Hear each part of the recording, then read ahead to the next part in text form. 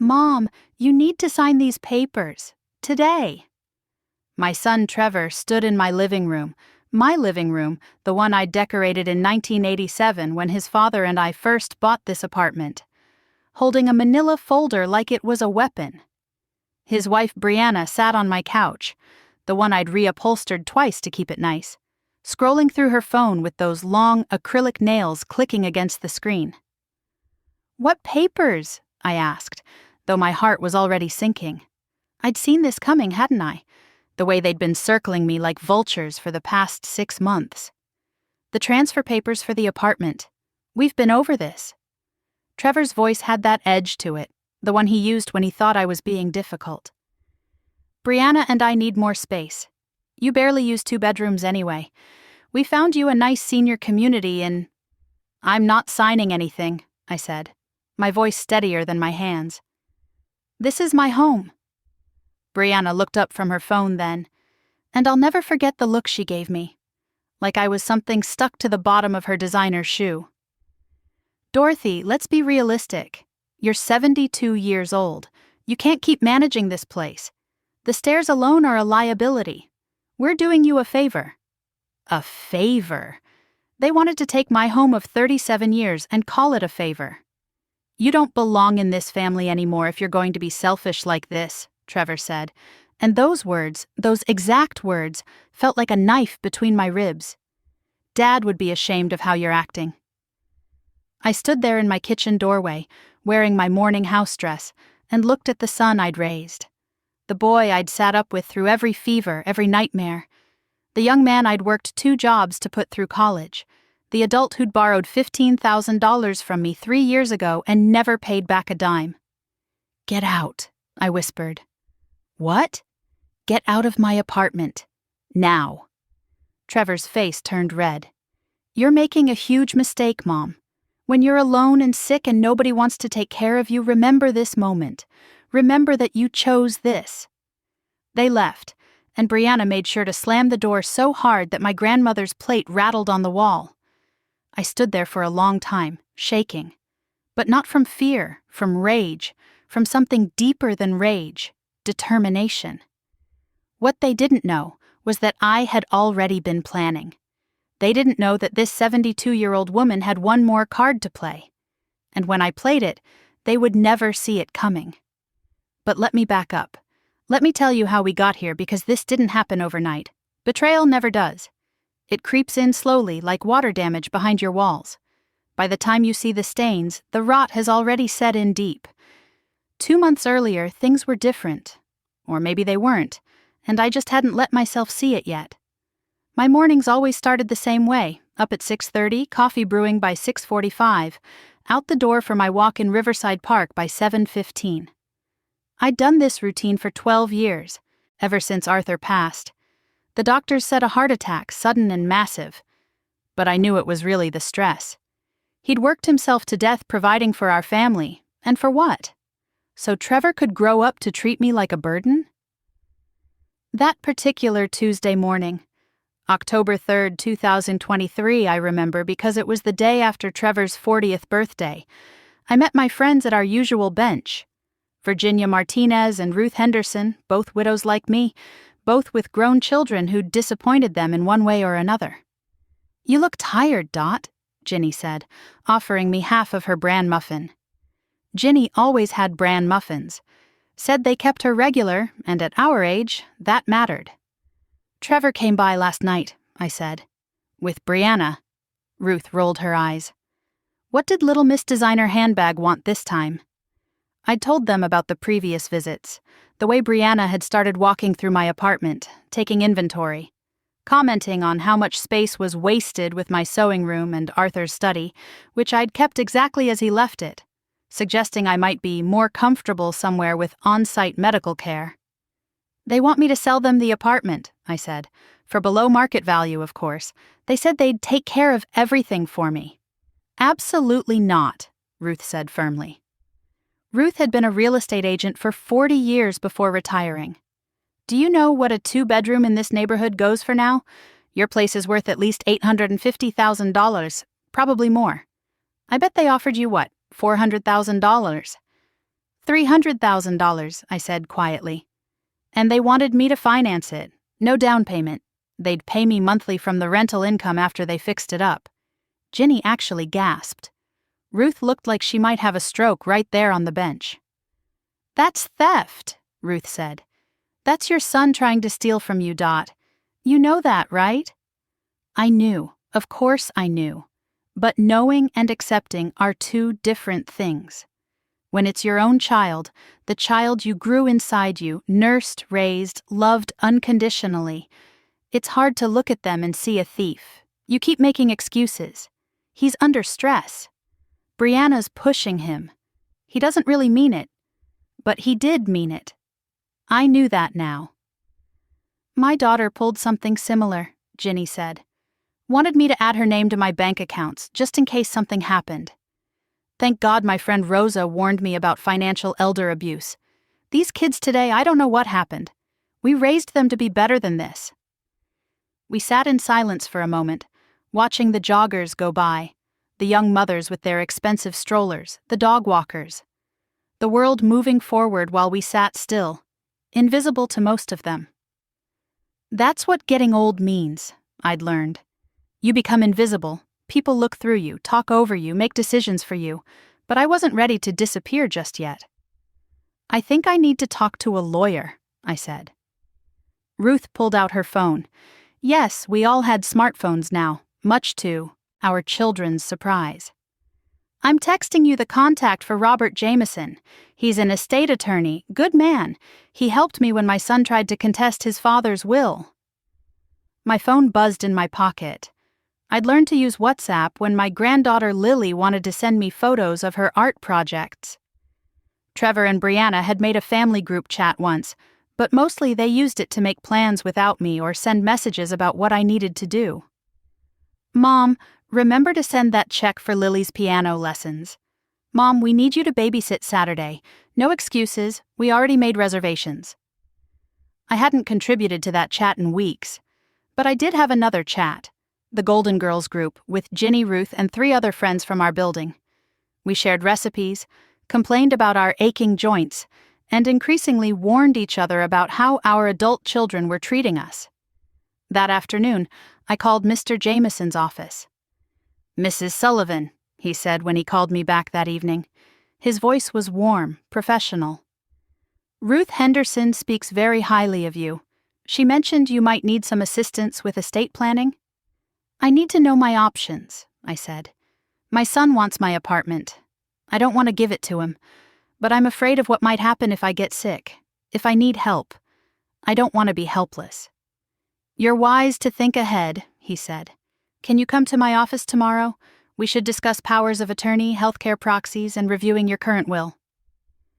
I made an appointment for 2 p.m. the next day. That night, I couldn't sleep.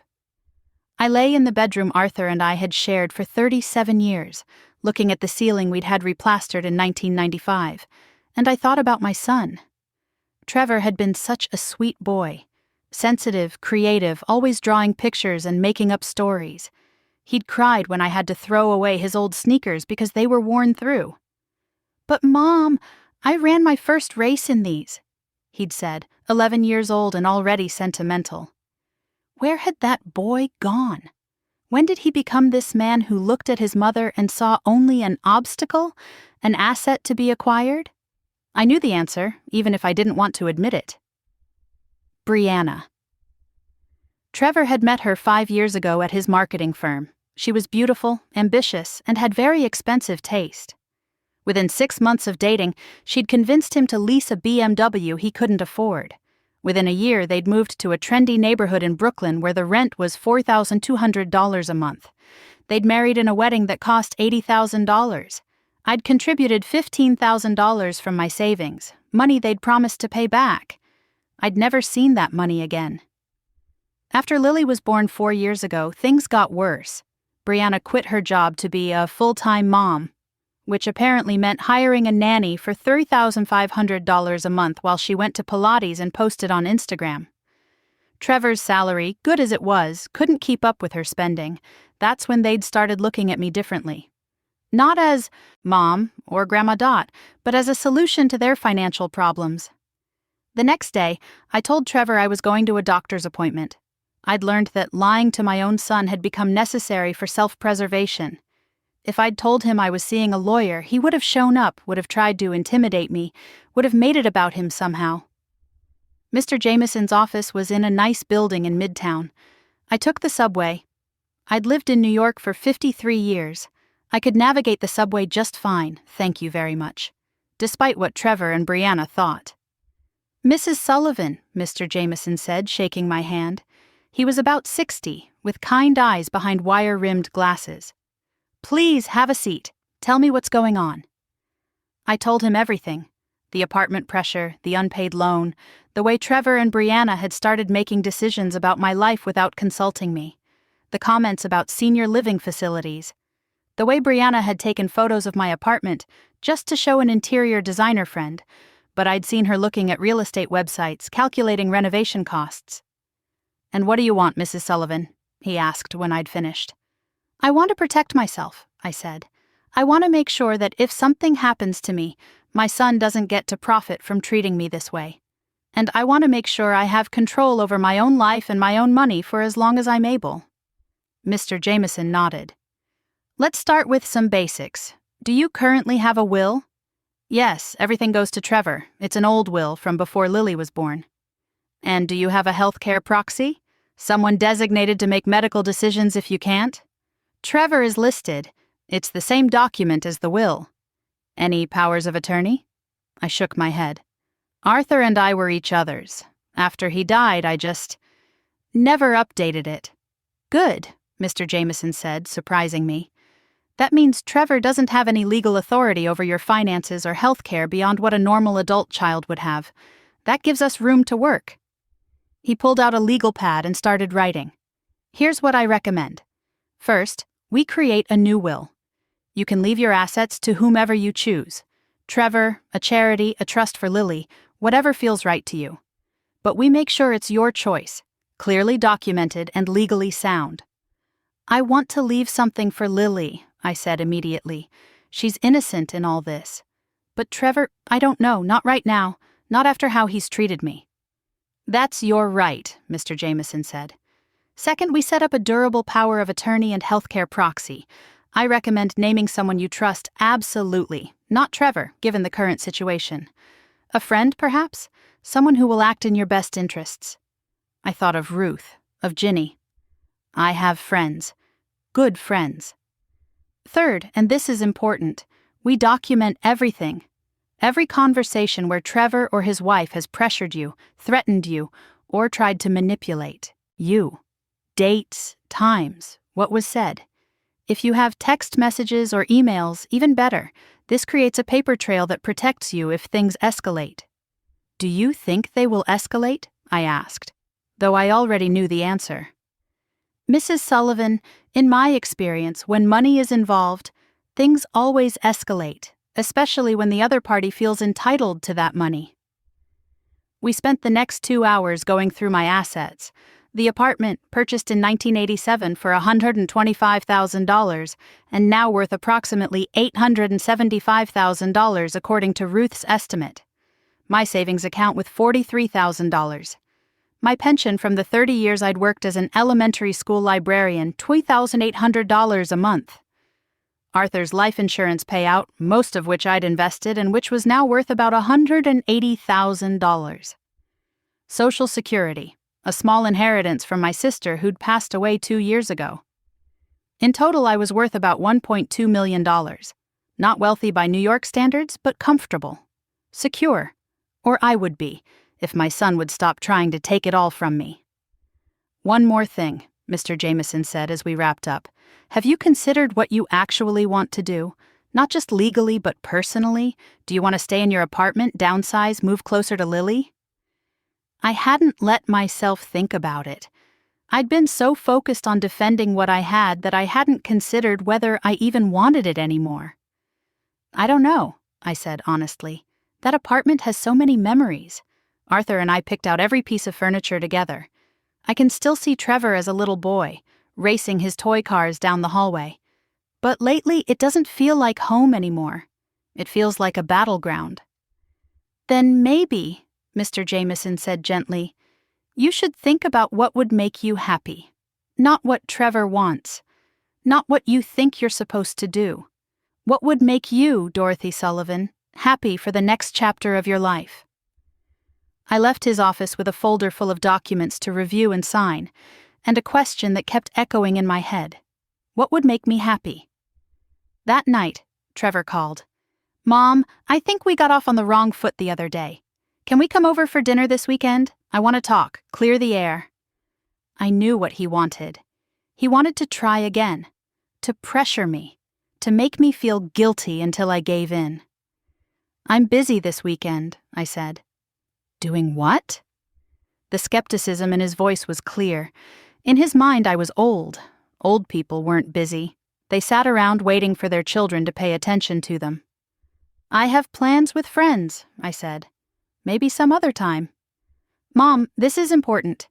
We need to discuss your future. Brianna and I have been looking at some assisted living places that... I'm 72, Trevor, not 92. I don't need assisted living. I need my son to stop treating me like I'm incompetent. That's not what we're doing. Then what are you doing? Because from where I'm standing, it looks like you're trying to take my home and put me somewhere I don't want to. Be so you can solve your financial problems. Silence on the other end. Then, I can't believe you'd think that of us. After everything we've done for you. Everything you've done for me? I almost laughed. Trevor, I'd love to hear this list. Because from where I'm sitting, I'm the one who helped with the down payment you never repaid. I'm the one who babysits Lily whenever you call. I'm the one who's always there when you need something. So please tell me, what exactly have you done for me? We visit you, he said, his voice tight. We include you in Lily's life. We care about you. You visit me when you want something, I said. And you know what? I'm tired. I'm going to go. Goodbye, Trevor. I hung up before he could respond, and I turned off my phone. My hands were shaking again, but this time it felt different. It felt like power. The next morning at the park, I told Ginny and Ruth about the lawyer's visit. Good, Ruth said firmly. What did he recommend? I explained the new will, the power of attorney, the documentation. I want to name you both, I said.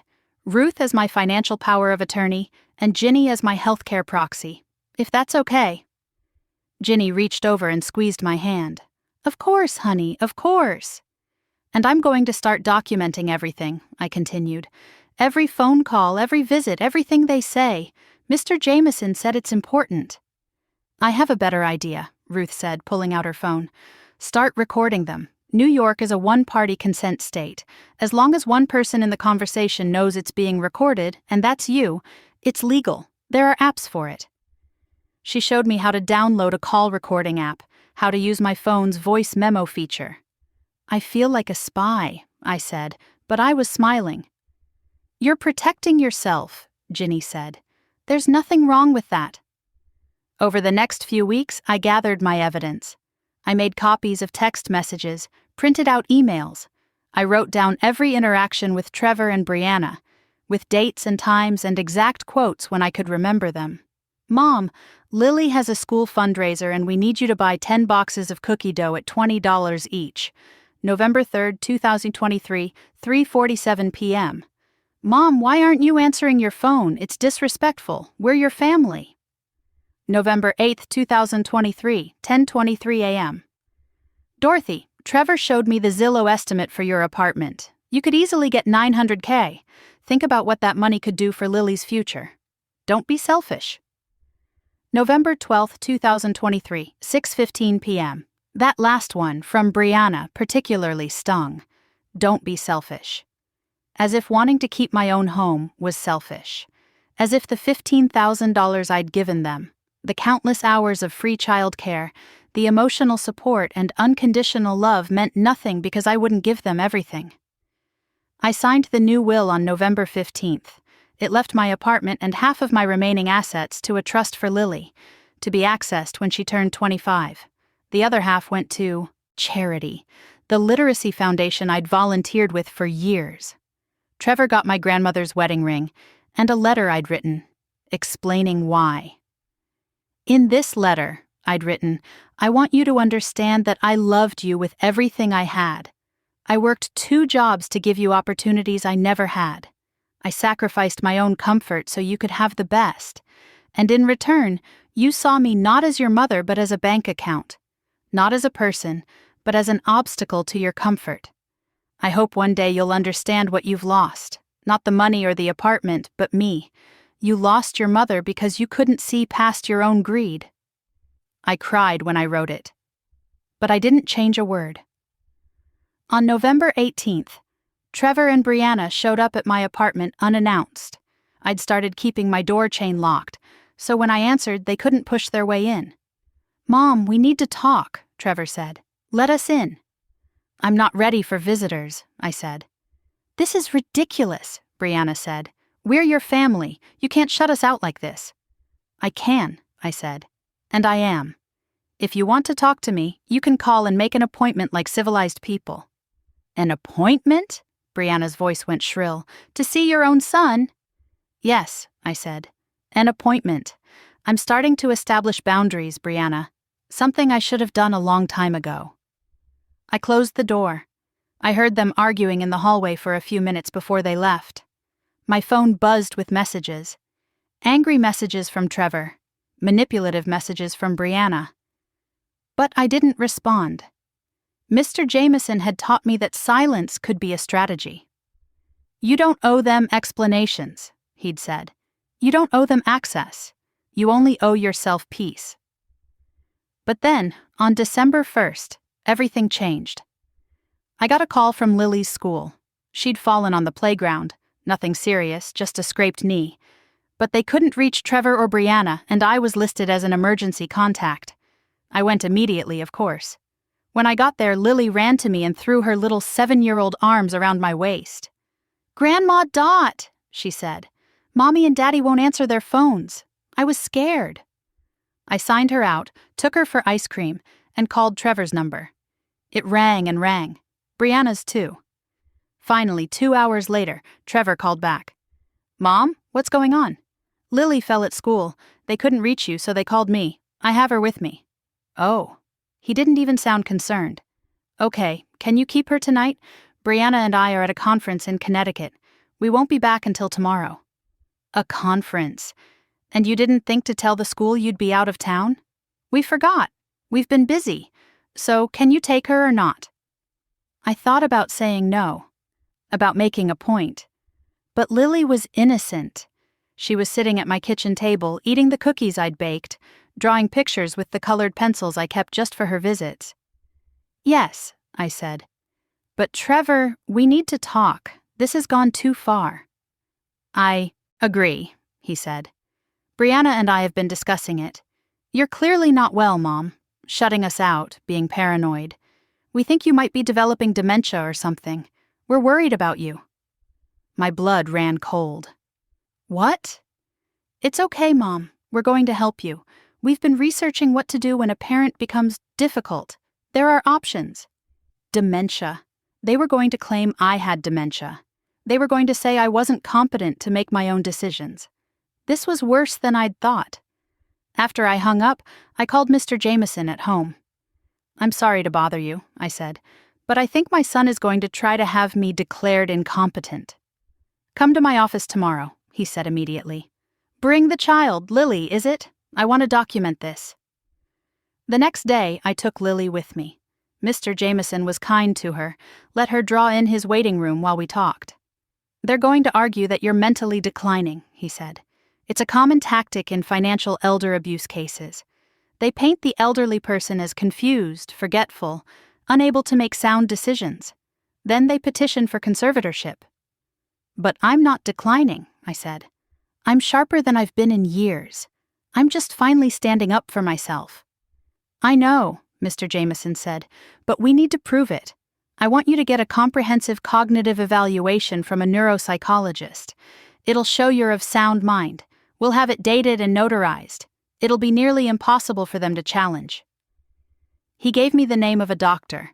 I made an appointment for the following week. In the meantime, I kept Lily. Trevor didn't ask for her back until Sunday afternoon, and when he came to pick her up, he brought papers. "Mom, we need you to sign this. It gives us power of attorney to handle your finances. The lawyer said it's standard for someone your age, just in case something happens." I looked at the papers. They weren't standard at all. They gave Trevor complete control over my bank accounts, my apartment, everything. "No," I said simply. "Mom, don't be difficult. We're trying to help you. You're clearly struggling." "I'm not struggling. I'm doing just fine." "Then why did you forget about Lily's school play last Tuesday? She was devastated." I hadn't forgotten. I'd never been told about it. But I couldn't prove that. "Why did you leave the stove on last week? Your neighbor had to knock on your door because she smelled gas." That hadn't happened. None of this had happened. He was lying, creating a narrative of incompetence. "Trevor," I said calmly, "I want you to leave, take Lily and go. Not until you sign, leave, now, or I'll call the police." His face turned red. Lily, standing in the hallway, looked scared. "Come on, Lily," he said, his voice tight. "Say goodbye to Grandma. We probably won't be seeing her for a while." Lily started crying. "But I want to see Grandma." "Grandma is sick, baby. She needs space to get better." They left. Lily was still crying. I could hear her in the hallway, but I didn't get to hug her goodbye. I stood in my apartment shaking with rage, and I made a decision. I was done being defensive. It was time to go on offense. The next morning, I called a real estate agent. Not just any agent, the best in the neighborhood. His name was David Park, and Ruth had recommended him highly. "Mrs. Sullivan," he said when we met at my apartment, "Ruth tells me you're thinking of selling?" "I'm not thinking about it," I said. "I'm doing it. How fast can we move?" He walked through the apartment, taking notes. "This is a fantastic property. Prime location, well-maintained, classic pre-war details. You've kept it beautiful. I'd estimate $925,000, possibly more with a bidding war. How long until we have a sale? In this market with a property like this, 2 months, maybe less, I could have it listed by next week if you're serious." "I'm serious," I said. "Let's do it." While David took photos and measurements, I called Ruth. "I'm selling the apartment." "Good," she said immediately. "Where will you go?" "I don't know yet. But I'm 72 years old. My husband is dead. My son treats me like a burden. Why am I staying in a place that makes me sad? I should be somewhere that makes me happy." "That's the spirit," Ruth said.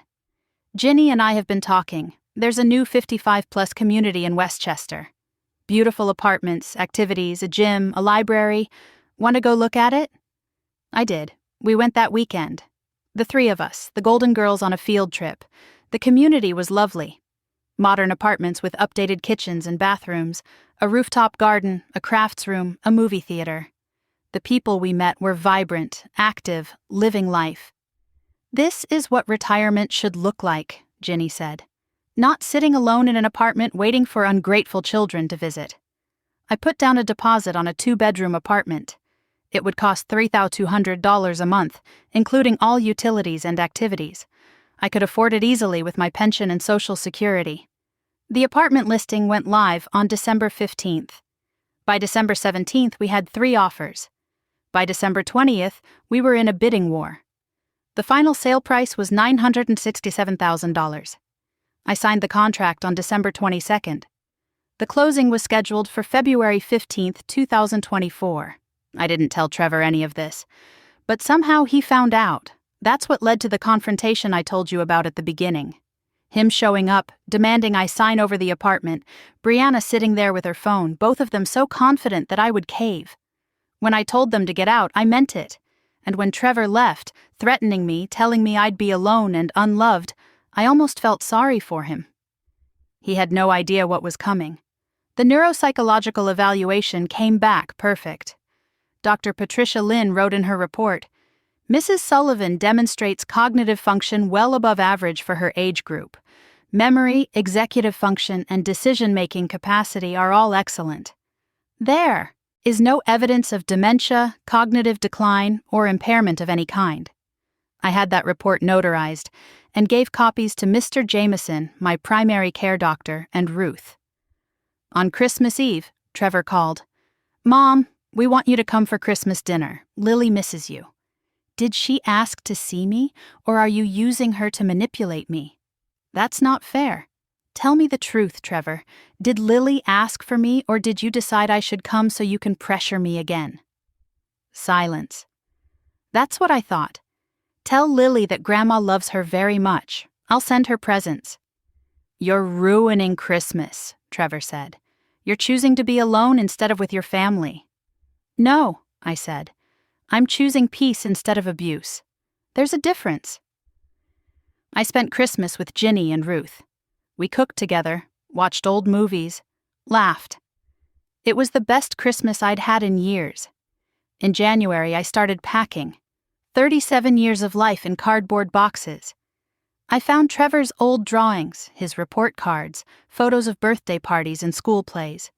I packed some, donated some, threw away some. I found the letters Arthur had written me when we were dating. His mother's recipe book. The blanket my sister had crocheted before she died. These were the things worth keeping.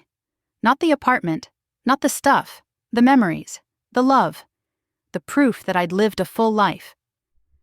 Trevor tried calling several times. I didn't answer. He sent text messages. "Mom, please, we need to talk. Mom, I'm sorry for how things went. Can we start over? Mom, Lily is asking about you every day." But I noticed he never said what he was sorry for. He never acknowledged what he'd done. He was just sorry I wasn't cooperating. On February 10th, 5 days before the closing, Trevor showed up at my building. The doorman called up. "Mrs. Sullivan, your son is here. Should I send him up?" "No," I said. "Tell him I'm not available." I watched from my window as Trevor argued with the doorman. Finally, he looked up, and for a moment our eyes met. He looked angry, desperate, but not sorry, never sorry. He left. The closing was smooth. The buyers were a young couple with a baby, excited about the space, asking questions about the neighborhood, the schools. I gave them the name of the super, told them about the leak in the bathroom that needed watching, showed them where the good takeout places were. When I handed over the keys, I felt lighter. Mr. Jameson handled the money transfer. After paying off the small mortgage I still had and covering closing costs and fees, I walked away with $892,000. Combined with my other savings and investments, I had enough to live comfortably for the rest of my life. I moved into my new apartment in Westchester on February 18th. Ruth and Ginny helped. Some other women from the Golden Girls chat came too. We ordered pizza, unpacked boxes, hung curtains. By the end of the day, it felt like home. My new home had huge windows with views of trees, a modern kitchen where I could actually reach the cabinets, a bathroom with grab bars already installed, not because I needed them yet, but because they were standard and smart. A second bedroom for when Lily could visit, if Trevor ever let her. The community had a library where I volunteered 2 days a week, a watercolor painting class I'd joined, a book club, a chair yoga class that Ginny swore by. I was busy. I was happy.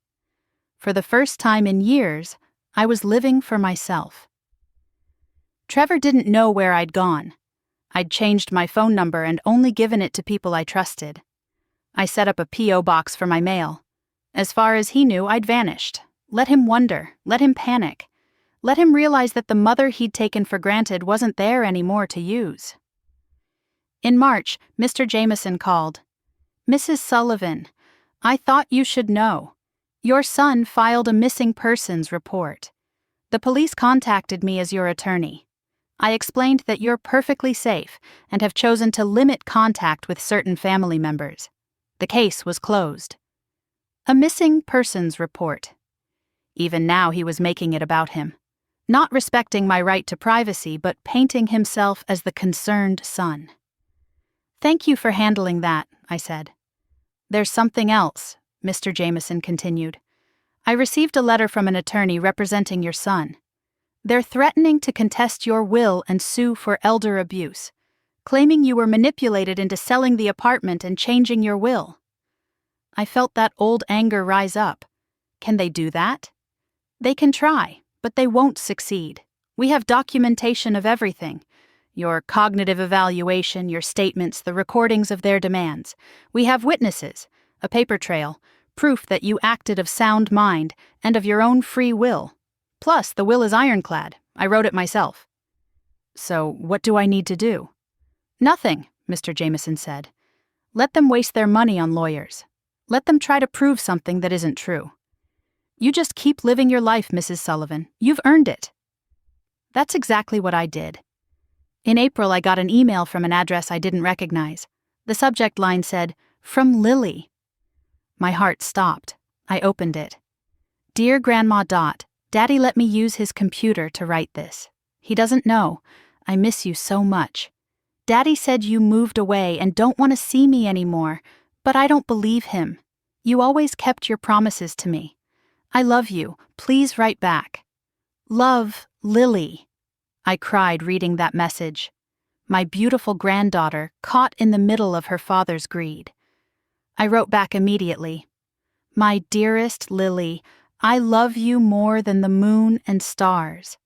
I didn't move away because I don't want to see you. I moved because I needed to take care of myself. And sometimes that's what grown-ups have to do. I think about you every single day. Your daddy is upset with me right now, but that has nothing to do with you. You didn't do anything wrong. I'm keeping your room ready for when you can visit. I love you forever, Grandma. Dot."